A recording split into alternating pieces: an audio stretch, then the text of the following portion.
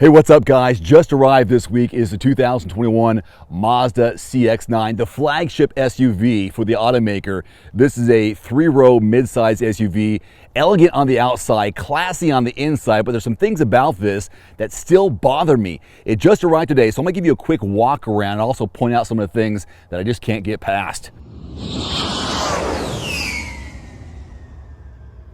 So here's what I know is new this year. It's got a 10.25-inch infotainment screen mounted on the dash, as always, but that comes across all different trim levels. It is standard. Also Apple CarPlay, Android Auto, also standard. And they have a new Carbon Edition, which has some glossy exterior styling accents to it.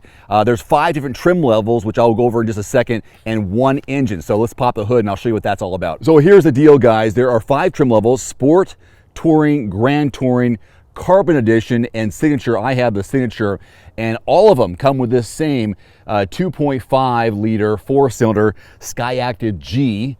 What's up, G? Engine. Now it's 227 horsepower, 310 pound-feet of torque with regular unleaded. Then you go premium, and they say you can bump that up to 250 horsepower, 320 pound-feet of torque.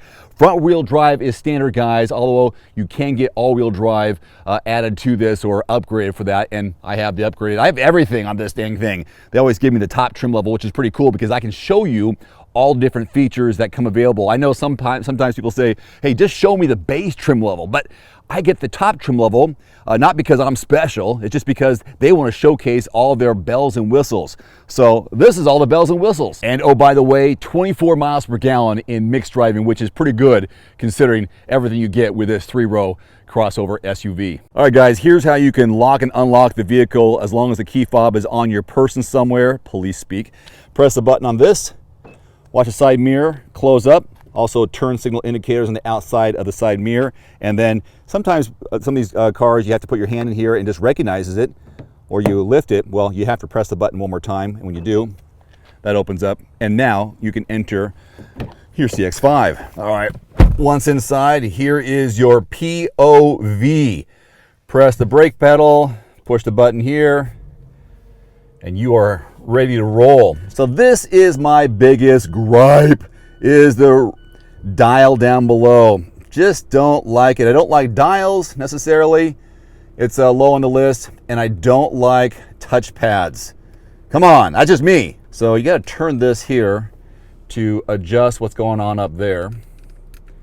And then they got a back button, which is right here, just a weird arrow thing. And now you can dial around, pick your channels. Home button brings you here, and pretty straightforward.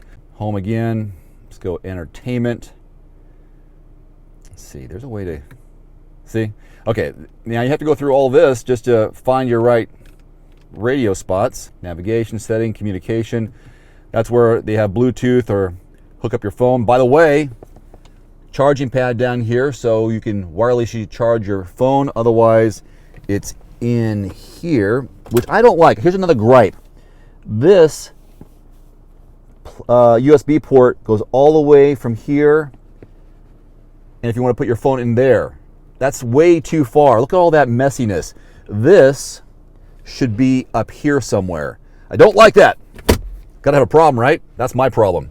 All right, this is a nice little instrument cluster here. It's a combination of digital and analog with the real dials, but also the car symbol there. Steering wheel mounted controls. You got the, this is the adaptive cruise control, so sets the distance between you and the car in front of you. Got paddle shifters on these, which are optional based on trim level, I know that. Let me show you some real world backseat legroom and headroom from a guy who is 5'11", who looks like John Cena, but 100 pounds lighter. Here are my legs behind the driver's seat, and this is my position as a driver up front. So I've got some space here, plenty of space, realistically, so you can get 4 full-size adults. Although this middle spot here is taken up by this armrest, which is nice because you got the heated seat options. Again, top trim level cup holders in here, more space along with 2 USB ports, climate controls for the passengers back here as well. I got a double layer spot behind the seat for storage. Interesting, doubles. Why would you need 2? How about just one big one? I don't know, maybe different iPads. And just great soft touch here. This one also includes the sun visor that pulls up. I call these the O blank handles because when you grab them, you usually say O and an expletive. I just say blank so I don't cuss. So there's one there. There's 4 of them all the way around. This roof slider comes open, so you got a moon roof right there just for the front passengers, not for the back. What's up with that? Why not? That'd be kind of cool since you had the top trim level. A little bit of an angle here for the front cabin. Just beautiful, seamless, stylish, classy, not too cluttery. All right, guys, here's your headroom look, and you can obviously see there's an indent in the roof line as it opens up right there. So a little taller passengers will have a little bit more room, a little more comfort for their head sitting in the back. But back there, not where you want to be, not at all. Here's something that's considered a con: only 3,500 pounds of towing capacity with a CX-9, whereas others are having a minimum of 5,000. So if Mazda could jump that up by 1,500 pounds, I'm sure they would get a few more buyers interested, or at least making some comparison shopping decisions based on towing capacity alone. But there you go. You can't have everything, can you? All right, guys, here is the key fob. It's got a lock, unlock, the hold for the trunk, and also an alarm button or panic button. So I'm going to hold this down. Otherwise, you can press a soft pad that opens up the back. Now, not a lot of cargo room. You'll never get a lot of cargo room in a 3-row, most likely in a midsize. Let's be specific here, a 3-row midsize SUV. You don't get a lot of cargo room. This has got 14.4 when both of those seats are pulled up. I just want to put one down, just kind of give you a perspective and show you a little bit more. Folding both those down, let's go ahead and do that. Do it with one hand. Gets you 23.8. Now it goes flat, and just below here, a little more cargo space if you want to lift it up. So that's 23.8 right there. Those seats also fold down, so 2, and they say 2 more people in the back, but really don't use the 3rd row unless you're going to put some kids back there and some car seats. This is really great for adults in this front and middle row, but not the back row whatsoever. So 14.4 behind here, 23.8 when you fold that down. That floor is a little bit on the high side compared to other vehicles, so you have to lift up and put things on here. It's kind of a high floor height. Not a big deal, but just something to keep in mind. All right, push button right here.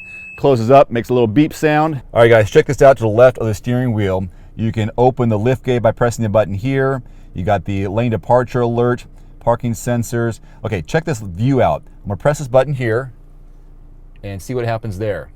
Okay, cool. You got some lane lines, which are nice, and I'm gonna press it a couple more times.